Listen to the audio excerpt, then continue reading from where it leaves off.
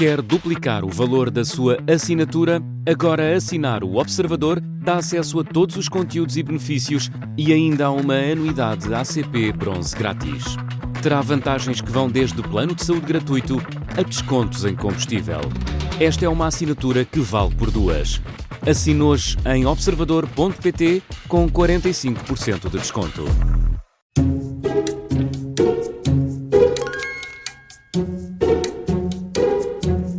Começa agora a Comissão de Inquérito das Manhãs 360. Hoje é a nossa convidada, a antiga Ministra da Saúde, Maria de Belém. Bom dia, bem-vinda. Muito obrigada por ter aceitado o nosso convite. Muito obrigada pelo convite. Obrigada a nós. Bom dia. Esta manhã fria.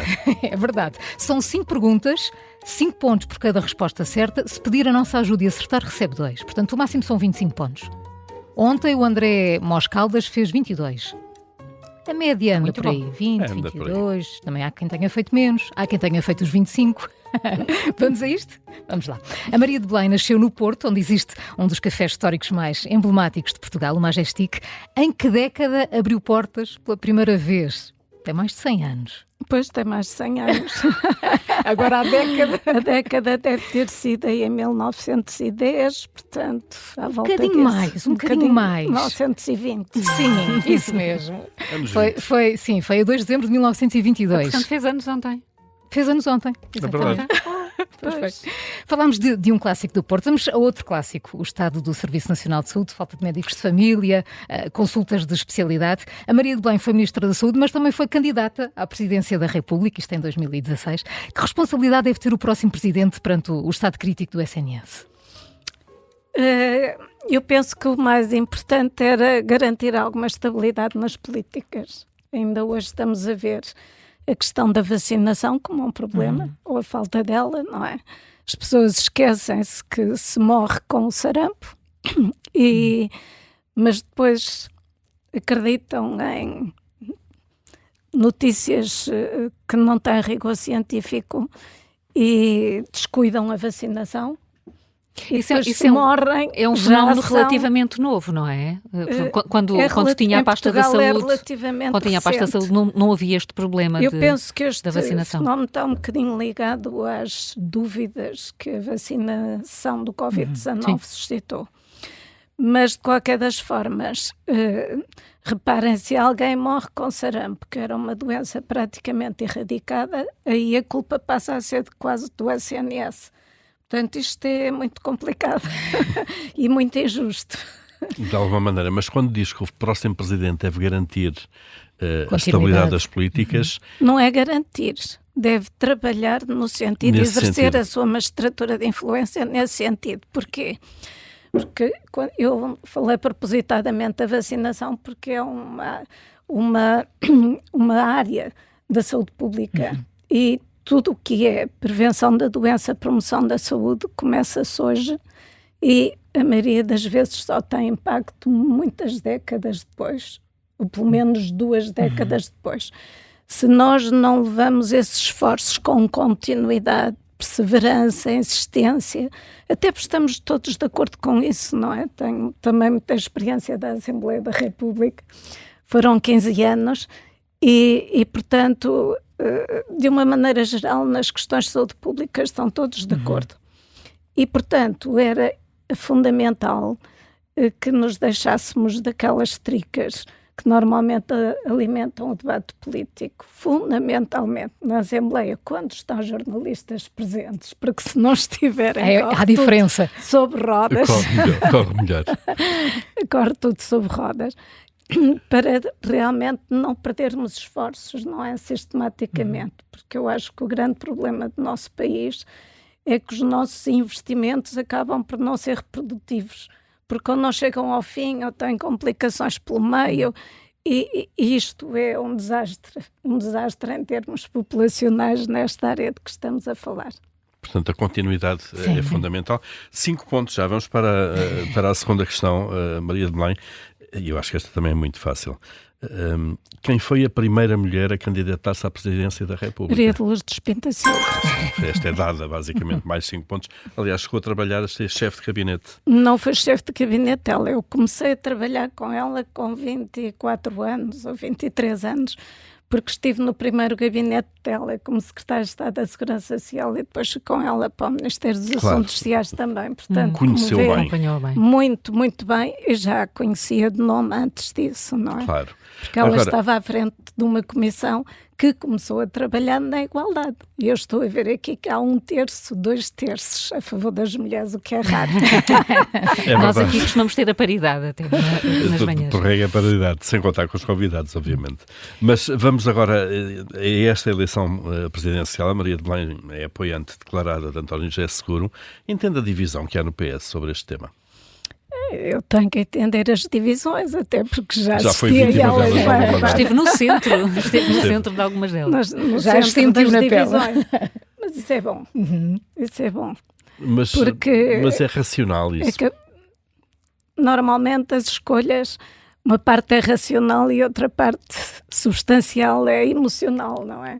E, portanto, são pessoas que há muito tempo que estão na vida política, que nós não somos bem aquilo que pensamos ser, mas o que os outros veem em nós, o que por vezes, desculpem, mas eu estou rouca por chapem, é muito frio hoje.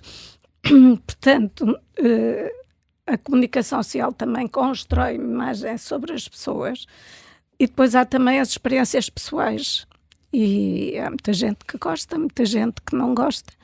Eu, como aprecio as qualidades de caráter, a integridade, a serenidade, a sensatez, numa altura em que está tudo muito polarizado, penso que o António José Seguro tem o perfil adequado para os tempos que se aproximam. São tempos de grande tensão, por vezes de perda de capacidade de controle relativamente a determinadas coisas e, portanto, não há nada como alguém tranquilo, sereno, mas estruturado, com grande experiência política, para estar à altura das exigências que o próximo mandato, e normalmente até são 2, não é? Coloca. E a esquerda, de alguma forma, devia, talvez mais à frente, mais próximo do dia das eleições, unir-se em torno dessa candidatura, correndo o risco, se não for assim, não haver nenhum representante da esquerda na segunda volta? Pois eu penso que sim, até porque aquilo que estas eleições têm de relativamente diferente em relação a outras é que há vários candidatos que podem passar à segunda volta, não é? E, portanto, acho que não é a altura para apostas muito arriscadas, é a altura para as pessoas pensarem racionalmente e verem aquilo que realmente melhor poderá servir o país. Se passarmos uma segunda volta com Henrique Gouveia Melo e André Ventura, 2 homens, um que não é do sistema, outro que quer mudar o sistema, isto pode ser um sinal de alerta até para a classe política? Eu acho que a classe política não tem falta de alertas. Já tem os suficientes? Acho que tem alertas que cheguem. E aquilo que se está a passar, a meu entender, para mim, é muito preocupante, que é de respeito institucional, violência na linguagem, e a linguagem, ou melhor, a violência não é apenas física, a violência que se condena não é apenas física, a verbal também é grave, e isso desperta em muita gente, ou em cada um de nós, o pior que nós temos cá dentro. Todos temos uma parte boa e uma parte que não é assim tão boa, não é? E penso que a política também tem que ter um papel pedagógico, não é? Quando nós consideramos determinados fenómenos são graves, quando praticados pelos políticos, é porque os políticos estão com grande visibilidade, têm grande visibilidade. Portanto, têm sempre um papel, ou devem ter sempre um papel pedagógico pela positiva. Se tem esse papel pela negativa, é evidente que isso se transforma em mancha de azeite que alastra, que, do meu entender, é muito, muito negativo. Maria de Belém, vamos para a próxima pergunta. Isto está a correr mesmo bem, e esta se calhar também sabe, foi uma notícia de ontem, foi conhecido o Índice Europeu da Igualdade de Género, do Instituto Europeu para a Igualdade de Género. Portugal subiu 5 lugares. Em que posição é que está no ranking? Registrou essa notícia? Eu não registrei a notícia em termos de ranking, portanto, nós subimos 5 lugares. Sim. E ainda bem, ainda ontem e anteontem, não sei se viram a propósito agora do internamento do Presidente da República, e aproveito para lhe desejar melhoras rápidas. Tínhamos uma mulher. Estão a acontecer, não é uma mulher, não, duas. Presidente do Conselho de Administração, a professora Maria João Batista, e depois a diretora clínica. Portanto, estão a ver que e viram a serenidade, a segurança, a tranquilidade. E foi precisamente na área da saúde que Portugal conseguiu subir estes pontos. Mas só aqui para continuarmos o jogo, então a Maria Belém pede ajuda, vou-lhe dar 3 hipóteses para perceber em que lugar Portugal poderá estar: no 8º, no 10º ou no 15º? No 8º. Está no 10º ainda então, assim. Pronto, é o meu desejo. É isso, se calhar. A Suécia, a França e a Dinamarca estão no pódio. O que é que está a falhar ainda assim? Porque este estudo diz-nos que para atingirmos a plenitude da igualdade de género na Europa, faltam 50 anos. O que é que está a falhar? Até pode faltar mais. O que falha é realmente muito difícil mudar a cultura. E as mulheres estão associadas a outro tipo de funções, continuam associadas. Nós não podemos esquecer-nos que temos alguns indicadores que são fantásticos. Por exemplo, a quantidade de mulheres que temos na investigação é superior normalmente à dos países mais evoluídos do mundo neste aspecto, mas temos outros, designadamente, tudo aquilo que está ligado ao poder real, que é a parte económica ou financeira, ou aquelas áreas que têm que ver com os poderes que no futuro ainda serão mais expressivos. Portanto, nas tecnologias, as mulheres estão muito afastadas. Os estudos indicam que, por exemplo, nas tecnologias, que é necessário ter domínio das ciências exatas, designadamente matemática, etc. Há muitas mensagens subliminares desde o início da escolaridade, no sentido de dizerem às mulheres: vocês não são capazes.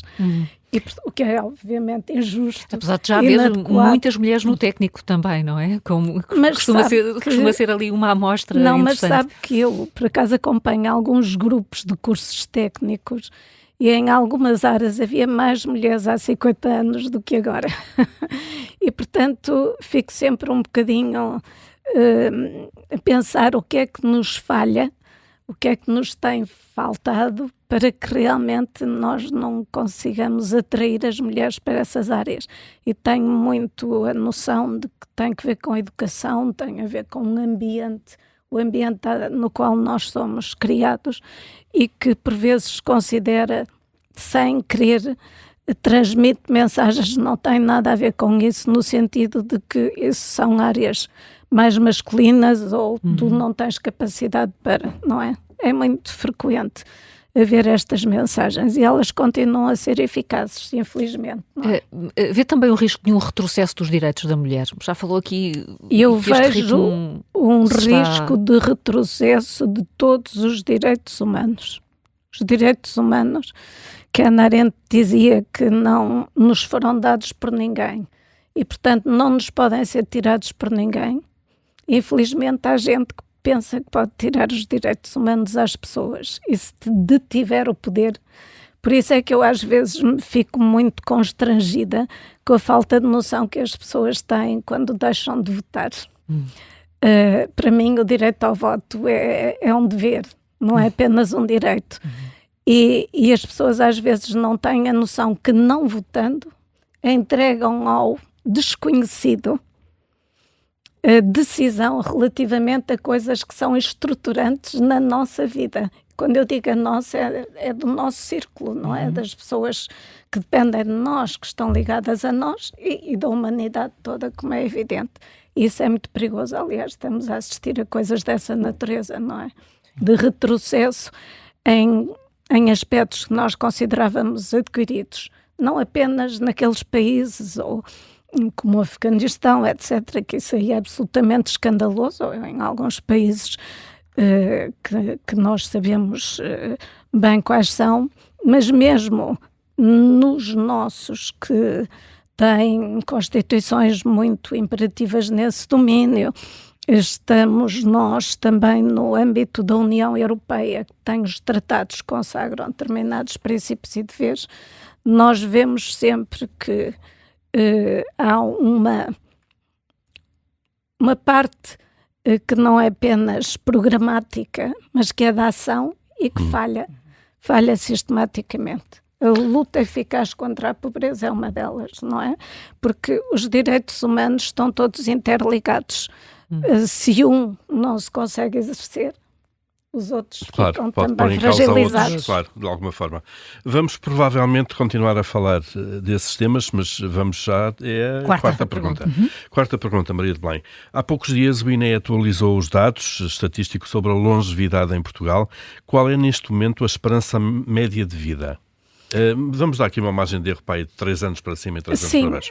As mulheres andam à volta dos 82,4 mais ou menos, os homens um bocadinho 79, mas estamos aí numa média dos 81, 82. Eu acho que consideramos, está dentro da margem de 85 anos, está na margem de erro. Pois, mas 85 anos para as mulheres. Certo, para os homens, é provável.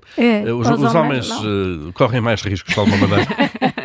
Ou têm hábitos de saúde menos favoráveis? Os homens estão-se a aproximar das mulheres porque as mulheres adotaram alguns comportamentos de risco que eram muito mais masculinos, como o tabaco e o álcool. É verdade. Até porque nós, biologicamente, não temos as mesmas defesas dos homens, ou não temos, digamos, um nível de defesas perante esses abusos, digamos assim.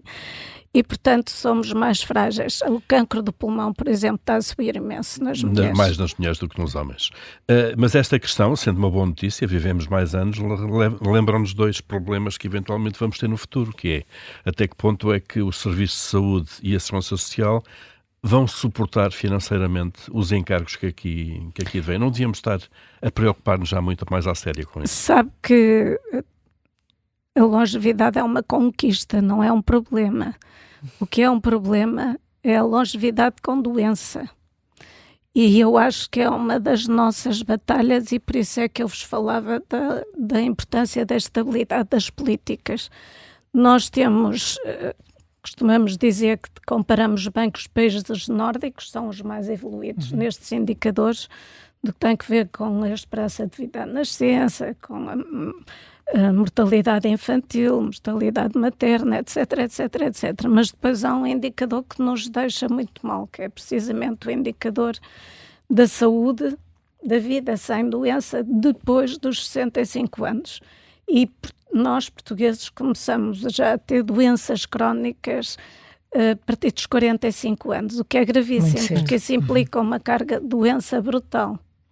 Aliás, não é por acaso que todos os países estão a ter muita pressão sobre os serviços de saúde, mas é uma pressão que num país como Portugal é superior, bastante superior àquela que acontece nos outros países. O professor Pedro Pita Barros fez um estudo interessante neste sentido, de que aquilo que é caro não é a idade, é o último ano de vida, seja em que idade for. Portanto, essa questão de estar a considerar que os velhos são a tal conspiração grisalha, que é uma coisa para mim absolutamente inaceitável, porque repara, nós temos, mesmo na parte da sustentabilidade da segurança social, os pensionistas continuam a descontar sobre impostos. Sim. Não é verdade? Pagam impostos. Alimentam a economia. Alimentam a economia. E, portanto, de considerar que os pensionistas são um peso é de uma injustiça brutal. Não é nesse sentido sequer. Sim, a demografia tem a sua dinâmica, não é? Tem a sua dinâmica, claro. Mas estou a dizer, não se fazem às vezes as contas todas, que é um dos males de quem enferma a saúde também, não é? Porque eu gosto muito de dizer uma coisa, parafraseando o Kennedy, que é: não perguntes à economia o que pode fazer pela saúde, mas pergunta à saúde o que pode fazer pela economia, porque a saúde é uma incubadora de inovação e de atividades económicas ou com valor económico extraordinária. Em Portugal só se começa a perceber isso agora um bocadinho, mas demorou anos a perceber-se, não é? E realmente... Olha, quando se pensa, por exemplo, neste medicamento... O Ozempic. O Ozempic, toda a gente está a fazer propaganda ao Ozempic. A gente fala, não é? Há outros. Há outros. Nós vemos que isso significou para a Dinamarca um crescimento no PIB de tal ordem que eles até retiraram o Ozempic do PIB para bem. não estragar, digamos, a saúde e investigação, não é? Isso está tudo aliado. Saúde e investigação é brutal e nós temos gente fabulosa. Com muito potencial. Maria de Belém, mesmo em cima da hora, a última pergunta. O símbolo do PS é uma mão fechada. Qual é a mão? É a direita ou a esquerda? É a esquerda. Como é que está de saúde? Não é? Como é que está de saúde o Partido Socialista? O Partido Socialista está a viver um tempo que tem que ser de reflexão e de introspeção, não é? De análise crítica, saber por que razão chegou a esta situação, qual foi o discurso que fez, se perdeu ou não a sua identidade e a sua mensagem original, se privilegiou áreas políticas que estão muito longe das preocupações principais dos portugueses, não dando às principais preocupações a atenção que devia ser dada. Isso durante o período de Pedro Nuno Santos, da geringonça, onde é que coloca... um bocadinho, quer dizer, a certa altura não se percebia muito bem onde é que estava o Bloco de Esquerda e fundamentalmente e o Partido Socialista, não é? Mas sem prejuízo das agendas que são muito importantes nos domínios que tiveram essa grande visibilidade, há uma necessidade grande do PS se reconduzir àquilo que são os problemas da sua base tradicional de apoio, que tem muito que ver com as questões das desigualdades em geral, as desigualdades de rendimentos, a desigualdade que traz desigualdades, que corta as oportunidades, que não permite o desenvolvimento do potencial de cada um, independentemente da área em que se manifesta. Não podemos privilegiar apenas um setor de desigualdades. As desigualdades são transversais. E eu penso que o principal problema político dos tempos que nós corremos são esses, e vemos que mesmo nas desigualdades de rendimentos, elas continuam a cavar-se de uma maneira absolutamente escandalosa, injusta, e nós deixamos para trás a maioria da população dos países, precisamente porque não temos isso em atenção. E a pobreza é uma coisa horrível, porque a pobreza não nos deixa ser livres. Não temos direito de fazer escolhas, não temos oportunidade para alcançar aquilo que, se não fosse essa condição, estaria ao nosso alcance. E o PS afastou-se dessas prioridades? Eu penso que o PS não deu a devida atenção a esse tipo de intervenção mais transversal, mais abrangente, e, portanto, perdeu um pouco daquilo que esteve na origem do seu surgimento, e o que esteve na origem do seu surgimento foram, naturalmente, os direitos civis e políticos, mas também os direitos sociais. Eu lembro-me que, quando fui para a faculdade, eu pude ir, mas muita gente, porventura, com mais capacidade do que as pessoas que lá chegavam, não podiam ir. E isto é um corte no talento das pessoas, nas suas expectativas, na sua autoestima, e eu não gosto de políticas que são muito assistencialistas em vez de serem capacitadoras. Acho que se evoluiu um bocadinho e se deu resposta a essa agenda através da subsidiação pecuniária, mas não se deu resposta a essa agenda através do investimento no potencial de cada uma e de cada um de nós, e isso eu sou muito exigente. Também foi muito exigente aqui, 20 pontos, foi muito bom, 20 em 25 foi ótimo. Foi muito bom. Foi. E agora como é que vai curar a rouquidão? Diga-nos lá aqui uma dicasinha. Chazinho, mel e limão? Para a rouquidão há uma coisa que me ensinou um médico cuja mãe era cantora de ópera. Então, rapidinho.